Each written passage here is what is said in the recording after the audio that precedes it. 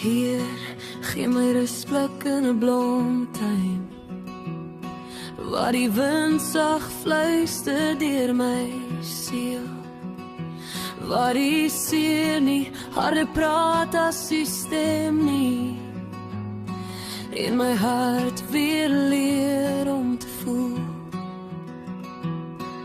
Ek's moeg van baklei, moeg van verstaan, moeg om sterk te wees as ek nie meer kan.